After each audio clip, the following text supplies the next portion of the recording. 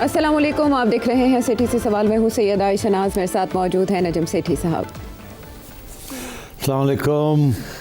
तो सेठी साहब, इस वक्त मुल्की मंजरनामे पे हस्ब मामूल वही गुफ्तगू है कि 27वीं आइनी तरमीम में क्या होने जा रहा है और कौन कौन उसको मंजूर करवाने जा रहा है। इसमें पेशरफ्त का इम्कान था कि नेशनल असम्बली, सेनेट टेबल हो जाएगी, ये मंजूर भी हो जाएगी फैसल वावड़ा साहब की प्रेडिक्शन के मुताबिक, लेकिन क्या हुआ कि कोई पेशरफ्त साहब भी यही कह रहे हैं कि वो जल्दी हो जाएगा। 21-22 नवंबर के करीब की तारीख तो फैसल वावड़ा साहब ने दी है, जो अक्टूबर में भी पहले इसकी डेट दे चुके हैं, और उन्होंने कहा था कि मेरी सालगिरह का केक इसकी मंजूरी के बाद कटेगा, और वही हुआ जो उन्होंने कहा था। और जैसे कि आपने भी निशानदेही की थी कि ये होने जा रहा है। पिछली बार मौलाना फजलुर रहमान रेलेवेंट थे, इस बार वो रेलेवेंट नहीं है, लेकिन वो एहतजाज कर रहे हैं और मुलाकातें भी कर रहे हैं। उनका एक विजिट भी शेड्यूल्ड है जिसमें शायद वो बिलावल भुट्टो ज़रदारी साहब से भी मुलाकात कर पाएँ, अभी तक तो नहीं हो पाई। मीनवाइल वज़ीर आज़म पाकिस्तान शहबाज शरीफ साहब, जिन्होंने बहुत सी मुलाकातें की इस पर इत्तफ़ाक़ राय के लिए, वो रवाना हो चुके हैं अज़रबैजान। वहाँ 5th विक्ट्री डे की सेलिब्रेशंस में वो शिरकत करने जा रहे हैं। 2 रोज़ा उनका विज़िट है, तो इसका मतलब है अभी तो ये मामला तातुल का शिकार हो गए। कैबिनेट मीटिंग भी नहीं हो पाई, लेकिन कैबिनेट मीटिंग क्यों नहीं हो पाई उसकी वजह है पाकिस्तान पीपल्स पार्टी, क्योंकि उन्होंने एक रेड लाइन खींच दी है, सुर्ख लकीर। बिलावल भुट्टो ज़रदारी साहब ने क्या कहते हुए ये मामला सामने रखा, वो सुनेंगे। आर्टिकल 243 में हुकूमत ने तब्दीलियां लाने का सोचा है कि वो जॉइंट चीफ्स स्टाफ का ओहदा है, उसका कोई नया लक़ब देना है। फिर उन्होंने स्ट्रेटेजिक कमांड का है, उसका एक नया ओहदा देना है। और जो ये हमारा फील्ड मार्शल का जो ओहदा ये अब मिला है, ये जंग की भारत को शिकस्त दिलवाने के बाद का, सिर्फ ये जो आईनी तरमीम हमारे सामने है वो पाकिस्तान पीपल्स पार्टी की सेंट्रल एग्जीक्यूटिव कमेटी ने मुझे इजाज़त दी है कि पाकिस्तान पीपल्स पार्टी इसका हमायत करे। अच्छा, जो बातें आपने कल के शो में कही कि क्या वजह हो सकती है इसकी, उसी का अहाता बिलावल भुट्टो ज़रदारी साहब करें, लेकिन मैं आपका माजी का एक तज्ज़िया सामने रखना चाहती हूँ कि जब फील्ड मार्शल ऐवान सदर गए अफवाज पाकिस्तान के सुप्रीम कमांडर सदर ममलिकत आसिफ अली ज़रदारी से मिलने, तो मैंने आपसे पूछा था कि अफ़गानिस्तान के मामले पर उन्होंने एतमाद में लिया आसिफ अली ज़रदारी साहब को, जिसके बाद ऐवान सदर से भी एक स्टेटमेंट सामने आई।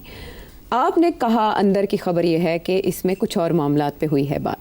मैं आपसे ये जानना चाहती हूँ कि कैनाल्स के मामले में पाकिस्तान पीपल्स पार्टी को कोई मैसेज दिया गया हो या पैगाम पहुँचाया गया, उस पैगाम रसानी के बाद भी इस रेजिस्टेंस की क्या वजह है पाकिस्तान पीपल्स पार्टी की जानिब से?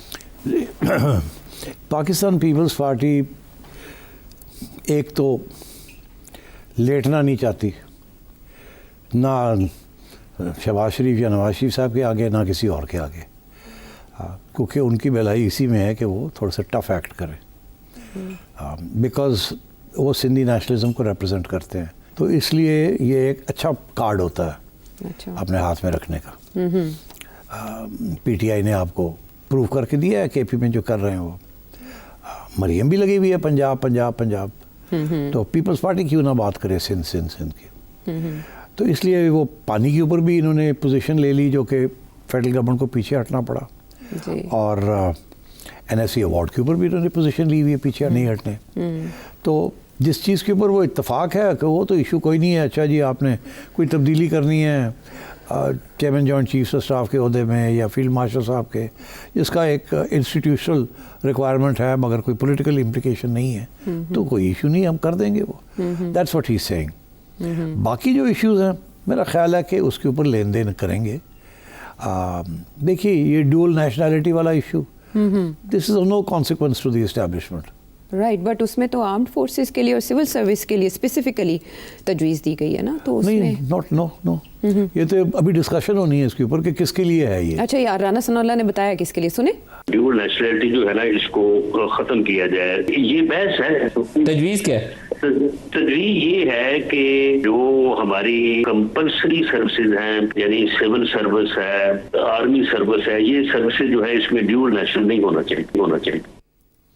हाँ नहीं, मतलब that's just one point of view, और भी पॉइंट्स ऑफ व्यू हैं। ये आज का इशू नहीं है आयशा, ये काफ़ी अरसे से आपको पता है कि ड्यूअल नेशनैलिटी के ऊपर इश्यूज चलते रहते हैं। अब एक मैं इंटरेस्टिंग बात करूँ, आप इस वक्त पीटीआई के सबसे ज़्यादा हमायती पाकिस्तान में जो ओवरसीज़ है सारे ड्यूअल नेशनल हैं। तो ये एक किस्म की धमकी भी हो सकती है ना उनको, एक किस्म का इशारा हो सकता है कि अगर हमने आपको डिसइनफ्रेंचाइज कर दिया बिकॉज आप जिस किस्म की, तो ये बातें वहाँ अंदर हो रही हैं कि ये सब कोई किया जाए। फिर मगर प्रॉब्लम ये है कि हमारे वहाँ जो स्टेक होल्डर्स हैं उनमें से खुद बहुत से लोग ड्यूअल नेशनल्स हैं।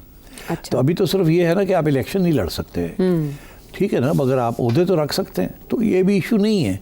पर मेरा ख्याल है कि जब ये डिस्कस किया जाएगा तो हो सकता है इसमें कोई इंटरेस्टिंग किस्म का डायमेंशन निकाला जाए। ज़रूरी नहीं है कि ये सिर्फ एक टारगेटेड किस्म के लोगों के ऊपर ये होगा, थोड़ा सा टारगेट बड़ा भी हो सकता है इसमें। तो ये आई कांट से कि कहाँ जाएगी ये बात, मगर पीपल्स पार्टी को इसमें कोई इतराज़ नहीं होगा, उनका कोई वेस्टेड इंटरेस्ट नहीं है इसके अंदर, इस पे नहीं है, लेकिन इस पे नहीं है। हाँ। तो मुस्लिम लीग का हो सकता है, और लोगों का हो सकता है, ब्यूरोक्रेसी का हो सकता है, मिलिट्री का हो सकता है, मगर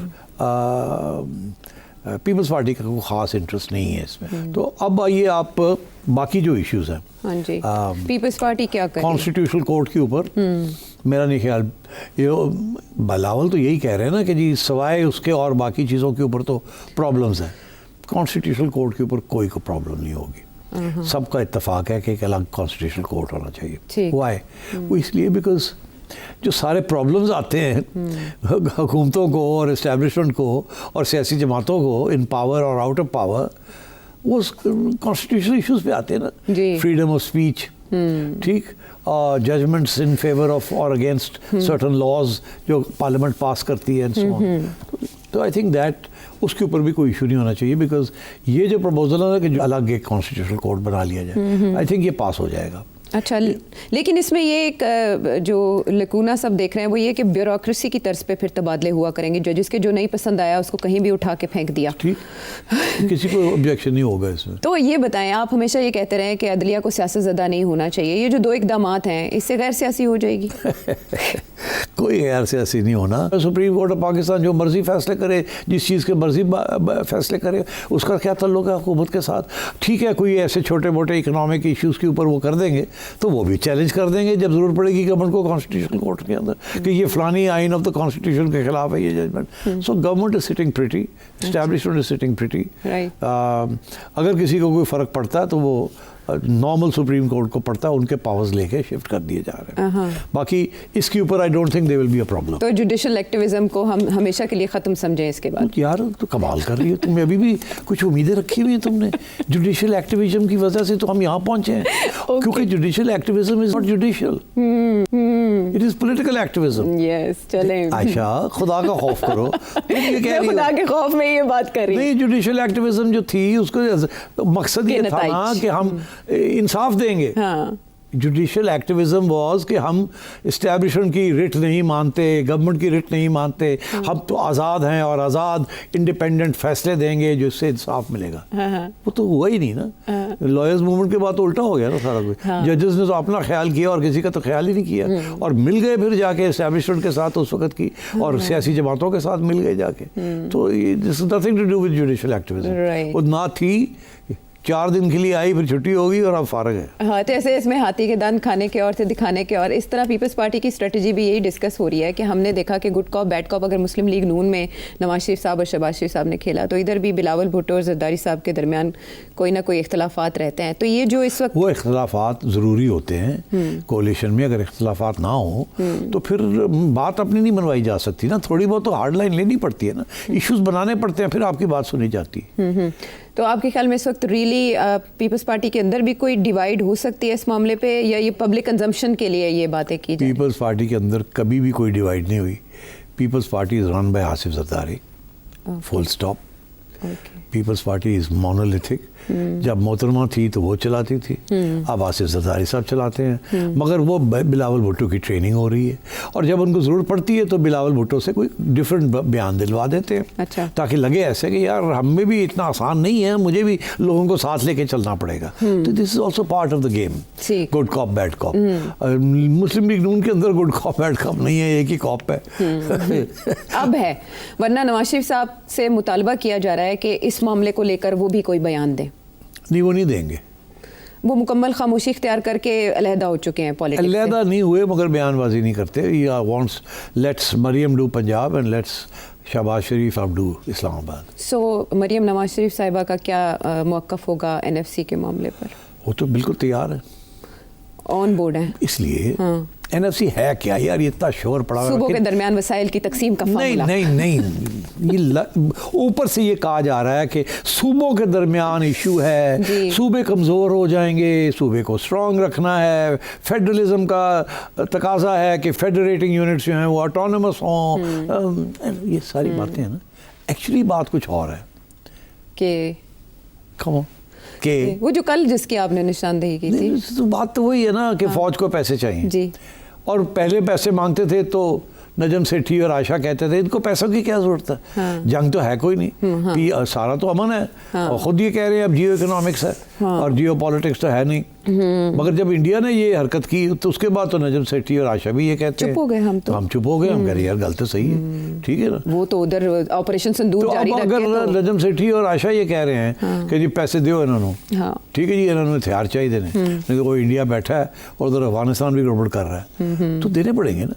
कोई पाकिस्तानी ना नहीं करेगा इसको, और पीपल्स पार्टी को भी देने पड़ेंगे अपना हिस्सा। अच्छा, उनका ये है कि NFC अवार्ड जो है ना कि इतने % हमें मिलना है, इतने % उसको मिलना है, इतने % उसको मिलना है, इसको मत हिलाएं। अच्छा, इसको this is cast in stone, ये पक्का है। इशू ये है आपको पैसे और चाहिए तो अच्छा। हमसे बात कर लें, हम अपने हिस्से में से जब हमें मिल जाएगा जो मिलता रहे, किसी साल आपको ज़्यादा चाहिए होंगे, किसी साल आपको कम चाहिए होंगे। ये क्या कि एकदम ही आपको 10% हम सारे अपने अपने काम करके आपको दे दें। तो ये हो सकता है कि कोई और फार्मूला निकल आए अच्छा। कि डिफेंस एक्सपेंडिचर्स के अंदर फलाना एक्सपेंडिचर जो है वो प्रोविंसेस जो है according to some formula, not NFC मगर according to some other formula या वेटेड फार्मूला, जिसमें पॉपुलेशन भी हो, ग्रोथ भी हो, रेवेन्यूज़ भी हो, टैक्सेस भी हो, सारा कुछ हो, वो मिला जुला के कोई एक फार्मूला बना लिया जाए जिसके तहत कंट्रीब्यूशन होगी, वॉलंटरी कंट्रीब्यूशन होगी from the provinces to the army's budget. अच्छा। तो वो तो by the way no one can say no to that ना। तो NFC अवार्ड तो रहेगा कि जी इतने % इनका, इतने % इतना, और बाद में फिर देने होंगे तो उनसे ले लेंगे। तो ये प्रपोज है कि तालीम और सेहत और आबादी और वेलफेयर, ये वजारतें विफाक को वापस चली जाएं। अच्छा, ये जो है ना, दिस इज़ नॉट कंट्रोवर्शियल। ये मेरा ख्याल है ये IMF की तरफ से है कि provinces are not doing enough on education and on health and stuff, और ये कुछ चीज़ें ऐसी हैं जो कि वापस फेडरल गवर्नमेंट में चली जाए। क्योंकि वैसे भी फेडरल गवर्नमेंट जब उनके पास थी तो ज़्यादा खर्चा नहीं होता था इन पे। फेडरल गवर्नमेंट भी खास नहीं घास डालती थी, प्रोविंसेस भी खास नहीं करती तालीम के लिए और ये बाकी इश्यूज़ के लिए नहीं करते। तो अब मेरा ख्याल है ये डोनर्स की तरफ से है कि लिटरेसी रेट, पॉपुलेशन ग्रोथ, ये सेंट्रल चीज़ें होनी तो चाहिए। सिंगल करिकुलम की तरफ जाएगी बात इसकी? नहीं, आई थिंक वो ख़त्म हो गया सिंगल करिकुलम, दैट इज़ वो एंड हो गया single curriculum, that was a disaster. और वो सुना आपने उसके बाद सिंगल करिकुलम का कुछ भी नहीं। नहीं, तो ये तो यही कह रहे हैं कि इससे तो तालीम की क्वालिटी बेहतर हो सकती है अगर विफाक को दे दिया जाए इसका इख्तियार। तो वफाक के पास था तो कितनी बुरी होगी क्वालिटी, तो अब वापस देंगे तो क्या बेहतर हो जाएगी? नो, द आइडिया इज़ कि ये प्रोविंसेस कुछ नहीं कर रहे, कि चलो एटलीस्ट फेडरल गवर्नमेंट को तो मॉनिटर करती है IMF, उसको वर्ल्ड बैंक मॉनिटर करता है, उनके फंड्स आते हैं इन इलाकों के लिए, इन प्रोग्राम्स के लिए। और बाय द वे मैं ये आपको बताऊं कि वर्ल्ड बैंक की रिपोर्ट्स जो अगर आप बारीकी से पढ़ें और IMF की रिपोर्ट्स पढ़ें तो उनके अंदर एक बड़ी इंटरेस्टिंग लाइन लेते हैं वो, जो कि बड़े प्यार से तरीके से वो कहते हैं, वो कि डोनर्स जो हैं वो कहते हैं कि पंजाब की ब्यूरोक्रेसी जो है वो बहुत अच्छी है, अच्छा, और बाकी ब्यूरोक्रेसी सारी करप्ट है और वहाँ बड़ी लीकेज होती है, यहाँ कम से कम उतनी लीकेज नहीं होती, काम तो हो जाता है। अच्छा। तो अब तो इसलिए वो जो कॉन्फिडेंस नहीं है सिंध के अंदर या KP के अंदर या बलूचिस्तान में कि वहाँ जो पैसे जाएंगे इन खातों के अंदर वो एक्सपेंड भी होंगे वहाँ के नहीं, या साइफन ऑफ हो जाएंगे। तो आई थिंक इस किस्म का प्रेशर है फ्रॉम डोनर्स कि ये वापस फेडरल गवर्नमेंट के पास ही आ जाए। अब मैं नहीं समझता कि इसके ऊपर कोई ज़्यादा लेन देन होगी, हो भी सकता है, नहीं भी हो सकता। मुझे नहीं लगता कि कोई इसके ऊपर एतराज़ करेगा। तो पिछली बार रेलेवेंट मौलाना अब की बार भी वो कह रहे हैं कि अगर इस पे इस तरह इस अंदाज में कार्रवाई की गई तो इससे नुकसान होगा। मौलाना सेंटर स्टेज लेंगे इस बार या बिलावल ही सहरा से जाएंगे अपने सर पे? देखिए, अभी तो ऐसे लग रहा है कि बिलावल ने सेंटर स्टेज ली हुई है। मौलाना कह रहे हैं कि वो 35 चीज़ें हमने निकाल दी थी, नुक्ते निकाल दिए थे, क्योंकि तब मौलाना की 26 ज़रूरत थी। तो अब अगर फिर वापस डाले तो फिर हम एतराज़ करेंगे। अब देखते चले क्या होता है। अभी किसके तो साथ ये वो मौलाना? 35 तो बात ही नहीं हो रही है, हम ही अपने 35 बात कर रहे हैं। किसी ने वो उन चीज़ों की तो बात ही नहीं की। इस वक्त तो 4-5 मोटी मोटी चीज़ें हो रही हैं जी। उसमें से मेरा ख्याल है कि 2-3 पास हो जाएंगी, 2-3 रह जाएंगी। जो पास हो जाएगा वो मैं आपको बता रहा हूँ कि एक तो ये पास हो जाएगा कॉन्स्टिट्यूशनल कोर्ट, अच्छा, ये हो जाएगा। ओके। बाकी ये कि जी कोई रास्ता निकालेंगे टू गेट द एक्स्ट्रा 10% जो फौज को चाहिए, वो बहुत इंपॉर्टेंट है। उसके बगैर बात आगे नहीं बढ़ेगी। बाकी क्या है, बाकी डुअल नेशनैलिटी, लोकल गवर्नमेंट, इसके ऊपर कुछ लेन देन हो जाएगी। क्योंकि देखिए ना, लोकल गवर्नमेंट तो कब से अदालतों के ऑर्डर्स हैं। हाँ बिल्कुल, अदालतों ने ही करवाए इलेक्शंस, या परवेज मुशर्रफ साहब ने उसको तो कोई नहीं, ये प्रोविंसेस नहीं करते ना।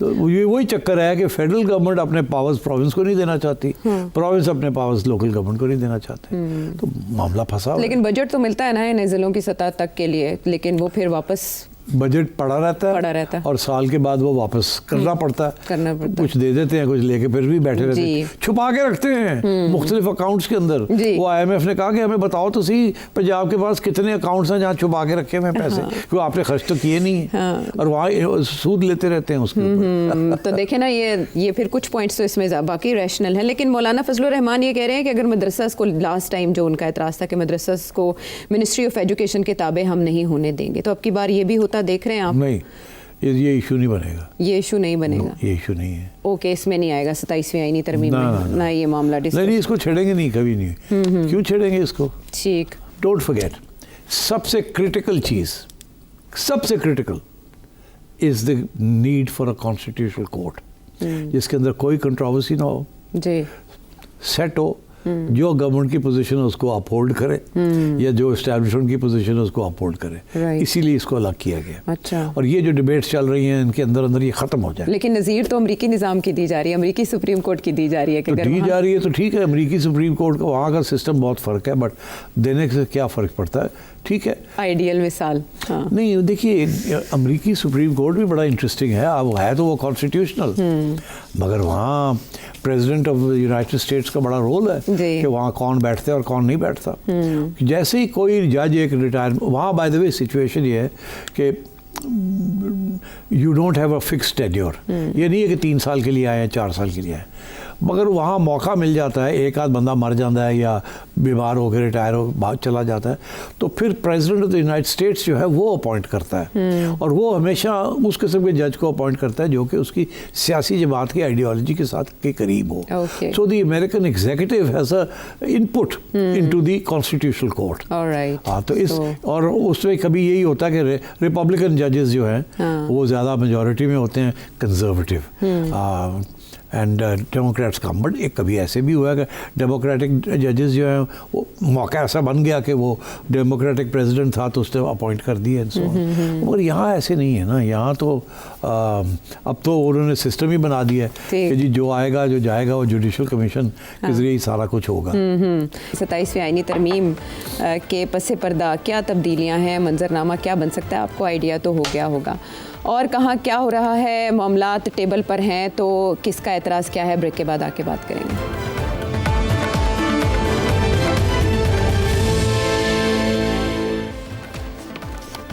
शो में साथ देने का शुक्रिया। अब एक और अहम मामला जिसके 2 राउंड्स हो चुके हैं अफ़गानिस्तान और पाकिस्तान के दरमियान मुज़ाकरात मुसालहतकारों की मौजूदगी में। जो 2 इससे पहले राउंड्स हुए उनमें बहुत मामूली पेशरफ्त हुई, और उसके बाद ये भी इत्तलात थी कि स्पिन बोल्देक जो हमारी सरहद है वहाँ पर कुछ कशीदगी भी हुई है। दोनों जानिब से एक दूसरे पर इल्ज़ामात आयद किए गए हैं। लेकिन अफ़गानिस्तान की सिचुएशन के हवाले से एक सवाल भी व्यूअर ने आपसे किया है। चूनिया से सज्जाद क्या जानना चाहते हैं?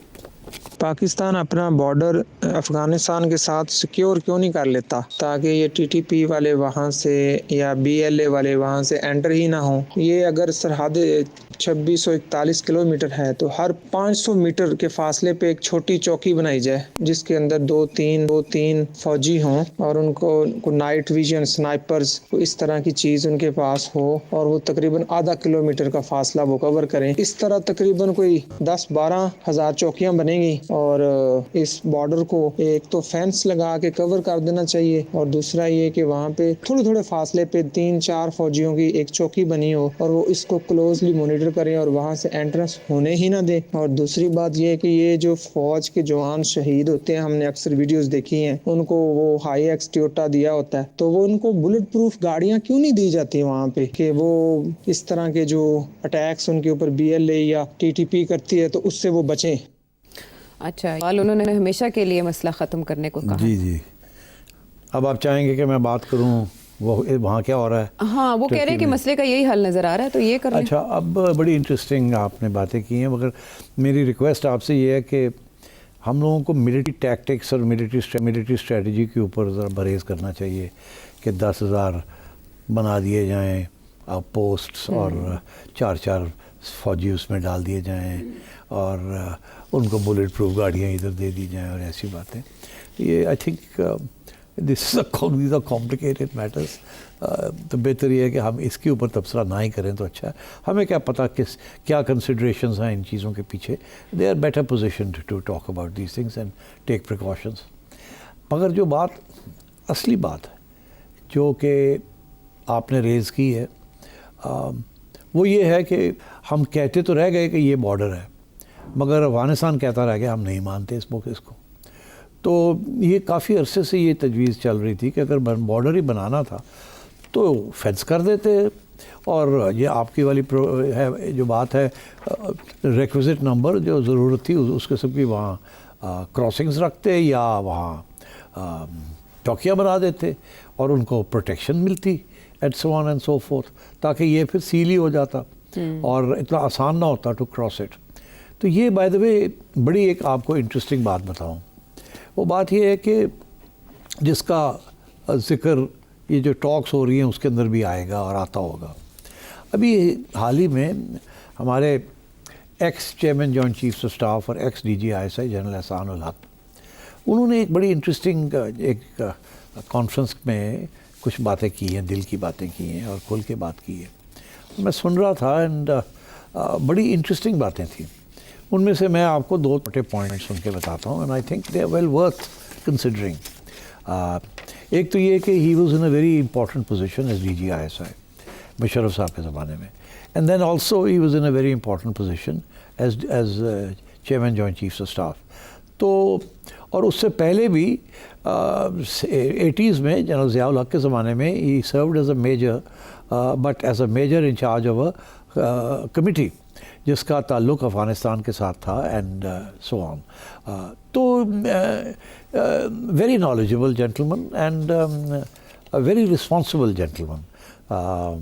और उन्होंने खुल के आप पहली दफ़ा इस किस्म की बातें की हैं। आई थिंक अच्छा है कि उन्होंने ये बात की है। वो क्या कहते हैं?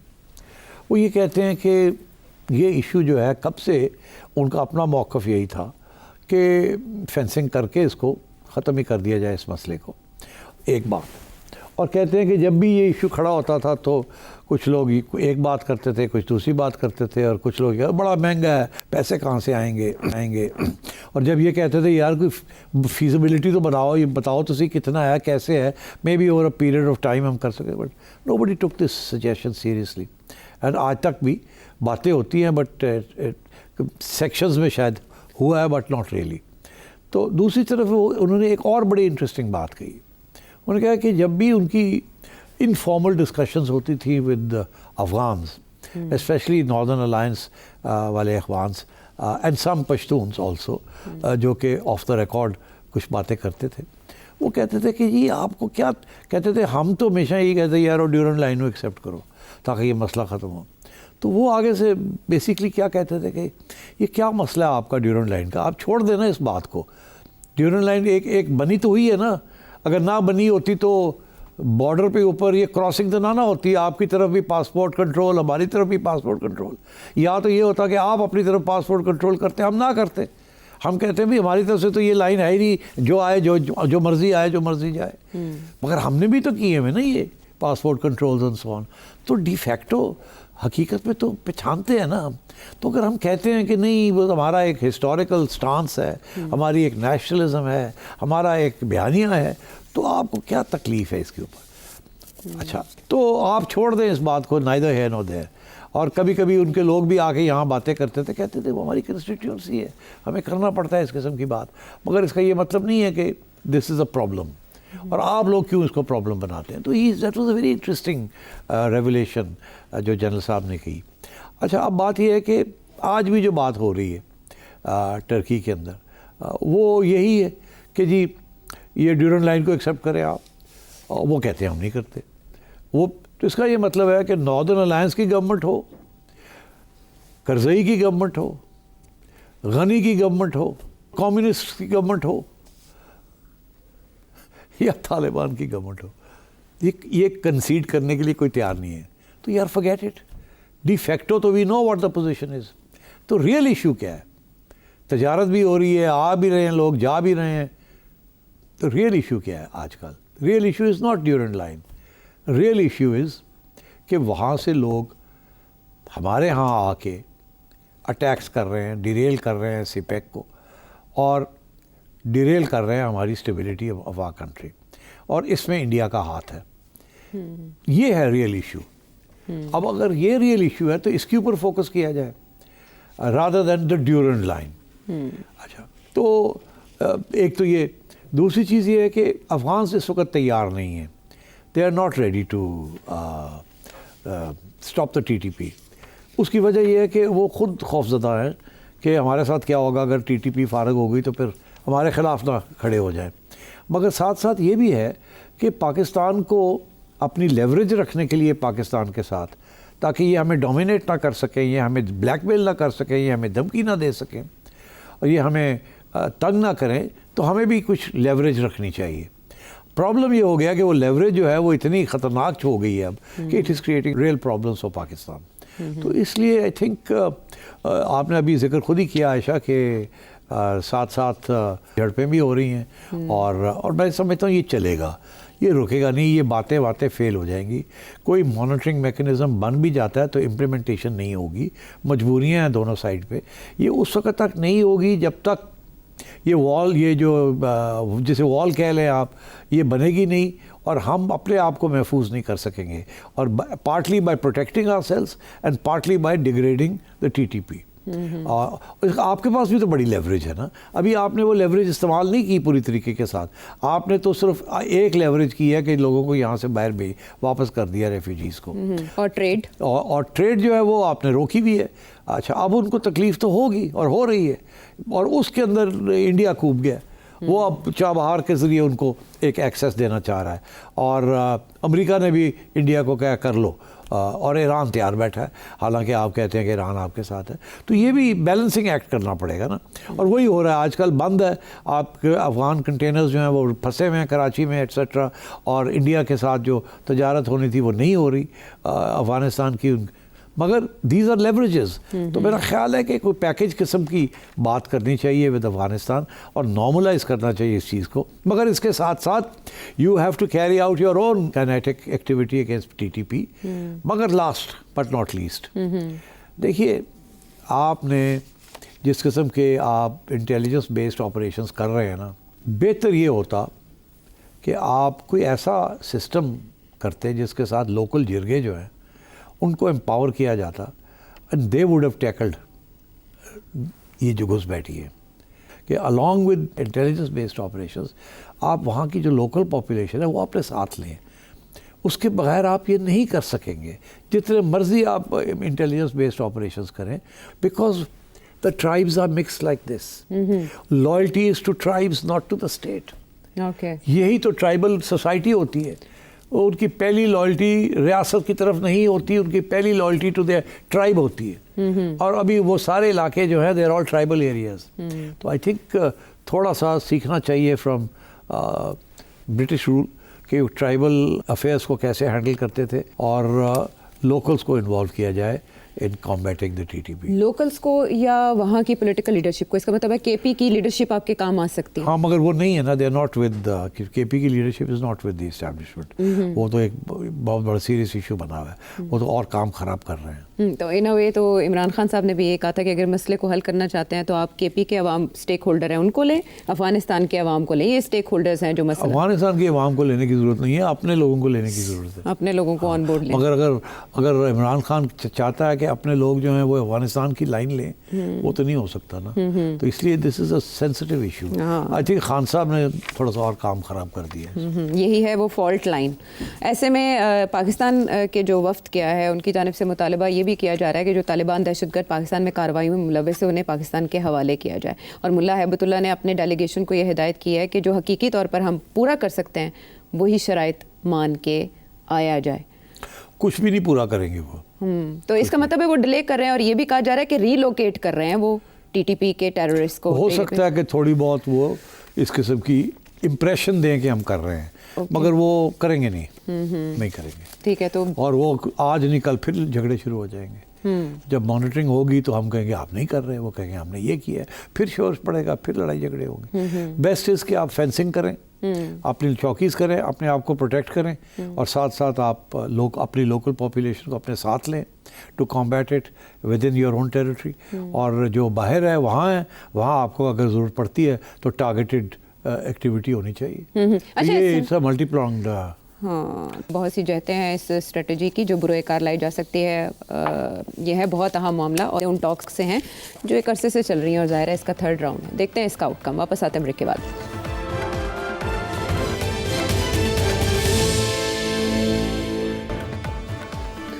शो में साथ देने का शुक्रिया। ज़ोहरान ममदानी की कामयाबी ने बहुत सी उम्मीदें पैदा कर दी हैं और लोग ये समझ रहे हैं कि वो इससे भी बहुत आगे और ऊपर जा सकते हैं। इसी ज़िम्न में एक सवाल एहसन का टोरंटो से। अमेरिका में आपको क्या लग रहा है आगे जेडी वेंस साहब और ममदानी का टकरा होगा, और क्या देख रहे हैं आप फ्यूचर में? क्या ये आगे एक दफा फिर इंडियंस अगेंस्ट द वर्ल्ड होने जा रहा है? क्योंकि जेडी वेंस की वाइफ जो है वो इंडियन है, वैसे तो ममदानी की वालदा भी इंडियन है, लेकिन वो ज़्यादा इंक्लूसिव है। तो आप बताएं कि आगे क्या होने जा रहा है न्यूयॉर्क में? डेमोक्रेटिक पार्टी के ममदानी को देख रहे हैं कि नहीं? नहीं, उसकी दो वजूहत हैं।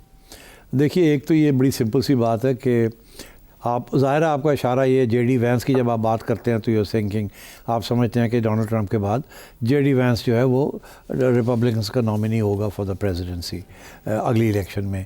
तो पहली बात तो ये है कि मैं समझता हूँ कि रिपब्लिकन्स जिसको भी मर्ज़ी खड़ा करें, there will have no chance of winning the next election. ये मैंने अब इसके रीजंस हर प्रोग्राम में आपको मैं कहता हूँ कि अमेरिका इज़ चेंजिंग और रिपब्लिकन्स आर आउट। जिस किस्म की वो पॉलिसीज़ लेके चल रहे हैं, they are not going to work. Democrats will only succeed अगर वो अपनी तब्दीलियाँ करें। मगर ममदानी ने जिस तरीके से हैंडल किया है, ऑलरेडी आप देखें थोड़ी सी स्विंग हो रही है towards the Republicans.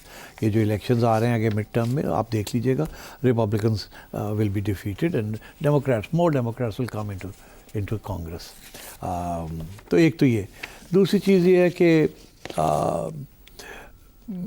So JD Vance is not a threat, number one. Number two Mamdani will not, वो प्रेसिडेंसी के लिए नहीं स्टैंड कर सकते। टेक्निकल रीज़न है वो, he is not born in America. वहाँ का जो प्रेसिडेंट है उसकी कंडीशन ये है, he has to be born in America. Mamdani साहब तो 2018 में ही formally was became a naturalised citizen, he was not born in America. Presidency for that you need to have been born in America. तो वो technically he will be knocked out. बाकी I think he will be judged on the basis of his performance as mayor of New York. और by the way बहुत से challenges हैं उनके लिए। Let's see कितनी मैच्योरिटी है। एक अच्छी चीज़ है कि जो डेमोक्रेटिक कैंडिडेट है कोमो साहब, वो उन्होंने डिफीट एक्सेप्ट कर ली, और नॉट ओनली दैट उन्होंने कंसीड किया कि let us all work together to make New York the great city that it is. और अगर डेमोक्रेट्स की तरफ से सपोर्ट मिलता है ममदानी साहब को, तो then I think he has a good chance of success. Unfortunately democratic millionaires और बिलियनियर्स ने उसको सपोर्ट नहीं किया, बट मे बी अगर वो अपना थोड़ा सा एजेंडा जो है वो तो उसको थोड़ा सा ठीक कर लेते हैं, इतना एंटी कैपिटलिस्ट और एंटी एस्टैब्लिशमेंट एजेंडा को थोड़ा सा डाइल्यूट कर ले without diluting the pro people agenda, तो मेरा ख्याल है कि ही has a good chance. But बहुत से चैलेंजेस हैं, हर किस्म की कोशिश की जाएगी उनको फेल करने की। यू डोंट फॉरगेट के मे बी 10-15 ईयर्स अगो एक और कैंडिडेट थे, मुझे उनका नाम नहीं याद आ रहा, जो कि इसी किस्म के एजेंडे के साथ आए थे, but he was defeated by the establishment New York lobby. Mamdani has been helped because इतने साल में बहुत कुछ फ़र्क हुआ है। जेनजी और मिलेनियल की generation and the Israel factor and the genocide factor have all contributed to Mamdani's rise. इसने ममदानी साहब ने पहचान लिया है कि इस वक्त पल्स पे क्या चाहिए and he is exploited that. So timing बहुत अच्छी है इनकी। तो दूसरी तरफ प्रेसिडेंट ट्रम्प भी कह रहे हैं कि उन्हें अच्छा सलूक करना पड़ेगा ममदानी साहब को उनके साथ, और साथ ही वो ऐलान करें अब्राहम अकॉर्ड्स में एक और मुल्क की शमूलियत की, काज़ाकिस्तान। ये किस बात का इशारा है? ये वो सब 5 के 5 को बुलाया हुआ है डोनाल्ड ट्रंप ने अपने पास। वो आए हुए हैं सारे, Uzbekistan, Tajikistan, Kazakhstan and the others, Turkmenistan. तो वो उनको ये कह रहा है कि क्या कह रहा है, एक तो यही जाहिर है, यही कह रहा है कि वो इसराइल को रिकग्नाइज़ करें। इनमें से एक दो ने तो ऑलरेडी इनके डिप्लोमेटिक रिलेशंस हैं, कज़ाकिस्तान के फॉर एग्जांपल डिप्लोमेटिक रिलेशंस हैं। अब वो उसका ये कहना कि जी हम अब्राहम अकॉर्ड्स में जा रहे हैं तो इट्स नो बिग डील, तो और पहले ही से ही वो तो they are on board, that's not. मगर ट्रंप ने उसको बहुत बड़ा अनाउंसमेंट की है, जैसे कि बहुत बड़ी अचीवमेंट है, एक और आ गया है, 4 की जगह पे 5 हो गए। That's not a big deal. ये वहाँ क्या कर रहा है, ये वहाँ गया है बिकॉज रूस और चाइना वहाँ बड़े एम्बेडेड हैं, बोथ पोलिटिकली एंड इकोनॉमिकली। ये सेंट्रल एशियन स्टेट्स, इनका ताल्लुक हिस्टोरिकली रशिया के साथ रहा है, they were once part of Russia and of the Soviet Union. और अब चाइना ने बहुत से इनरोड्स किए हैं रोड एंड बेल्ट इनिशिएटिव का।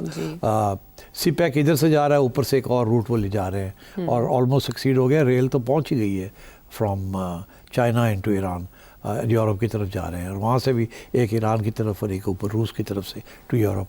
सो दे आर मेकिंग दीज। मगर अमेरिका को चाहिए gold, copper and rare earth and uranium, और उसकी वजह से अमेरिका भी सोच रहा है कि इनको किसी तरीके से एक डील की जाए जिसमें से हमें माइनिंग राइट्स मिल जाएं और इनको हमें कन्विंस करें कि आप अमेरिका के अंदर इन्वेस्टमेंट्स करें। तो ये डिस्कशंस हो रही हैं वहाँ। एक बात बताने की ज़रूरत है कि अमेरिका के सारे न्यूक्लियर पावर प्लांट्स जो है ना, बहुत सी इलेक्ट्रिसिटी पावर प्रोड्यूस होता है bye nuclear power plants. Nuclear power plants को यूरेनियम की ज़रूरत होती है, और कज़ाकिस्तान जो है वो दुनिया की 40% of the global supply of uranium, commercial uranium जो है वो कज़ाकिस्तान सप्लाई करता है, एंड 10% जो है वो बाकी सेंट्रल एशिया के जो लोग हैं वो करते हैं, उज़्बेकिस्तान। तो एक तो ये उसका इंटरेस्ट है कि ये अपनी यूरेनियम सप्लाई जो है इसको सिक्योर किया जाए, इसके साथ साथ copper and gold. So that is partly one of the reasons Y ये वहाँ पहुँच रहे हैं। सबसे जो असली रीज़न है जो कि लॉन्ग टर्म है वो ये है रेयर अर्थ। अमेरिका, बुरी हालत है अमेरिका की, वो इतना खौफज़दा है कि उसकी सारी जो ग्रोथ है जो कि बेस्ड ऑन टेक्नोलॉजी है, it's all dependent on rare earth minerals. वो चाइना ने 1 साल के लिए तो अब ओके कर दिया है, मगर वो किसी वक्त भी खींच सकता है हाथ, और अमेरिका डेस्परेट है कि अल्टरनेटिव सप्लाईज़, इसीलिए वो पाकिस्तान में भी इन्वेस्टमेंट करवा रहा है प्राइवेट सेक्टर से, और सेंट्रल एशिया में भी करवाएंगे, अपने यहाँ भी वो फैसिलिटीज़ क्रिएट करेंगे। वो रेयर अर्थ तो है मगर प्रोसेसिंग के लिए प्रॉब्लम्स हैं, और and it's a very polluting environment if you use coal and stuff like that. तो इसलिए मेरा ख्याल है ये म्यूचुअल किस्म की इकोनॉमिक बेनिफिट्स की तरफ जा रहे हैं, प्लस ऑल्सो कि रशिया और चाइना को थोड़ा सा रोका जाए from completely sweeping over the resources end of central Asia, oil, wheat, rare earth, uranium and so on. अच्छा सिट साहब, Marco Rubio and Steve Witkoff, president Trump की टीम बहुत एक्टिव है अब्राहम अकॉर्ड्स के सिलसिले में, और 18 नवंबर को एक्सपेक्टेड है कि मोहम्मद बिन सलमान क्राउन प्रिंस वो विजिट कर रहे हैं यूएस का। वो उनके हवाले से प्रेसिडेंट ट्रंप काफ़ी मुस्तरब रहे हैं और वो कहते रहे हैं कि सऊदी अरेबिया ज्वाइन करे। क्या अनाउंसमेंट आ सकती है? Not sooner. जब तक इसराइल वाला मामला है ना, इस वक्त फंसा हुआ है ना, ये जो फोर्स बनानी है जी, उसकी क्या Stabilization force। वो यूएन के ज़रिए आएगी कि नहीं आएगी। और अब इसहाक डार साहब ने एक ऐसी बात कर दी है जो कि जिसको रेजिस्ट करना बड़ा मुश्किल हो जाएगा। वो ये कहते हैं कि ये पहले तो हमें ये बताया जाए कि हमारी हैसियत क्या होगी, नंबर 1। नंबर 2 ये है कि हम चले जाते हैं वहाँ और रिकन्स्ट्रक्शन शुरू हो जाती है और हमसे पैसे ले लिए जाते हैं और सारा गाज़ा को रीबिल्ड हम कर देते हैं और कल को फिर इजराइल जो है वो बम्बार्डमेंट करके वहाँ से फ़लस्तीनियन को निकाल दे तो फिर क्या होगा। तो हमें कोई गारंटीज तो मिलनी चाहिए कि ये नहीं होगा। तो आई थिंक इसमें अभी इश्यूज़ बनेंगे और मेरा ख्याल है अमेरिका को पता है इस बात का और वो सऊदी अरेबिया को थोड़ा सा टाइट करना चाहता है कि आप पाकिस्तान और टर्की वगैरह को कंट्रोल में रखें। ये बड़े मुश्किल सवाल पूछ रहे हैं। चले, हमें आगे का भी नक्शा मिल गया। आमिर अहमद के सवाल का जवाब भी हो गया। शहरियार अमेरिका से, अमीन अटलांटा से, फ़रा लाहौर से, मुश्ताक अहमद कराची से, राना नवीद लाहौर से, शहजाद सलीम मलेशिया से के सवालों के लिए ममनून व मशकूर है। अगले प्रोग्राम तक के लिए इजाज़त दें। Thank you. Thank you.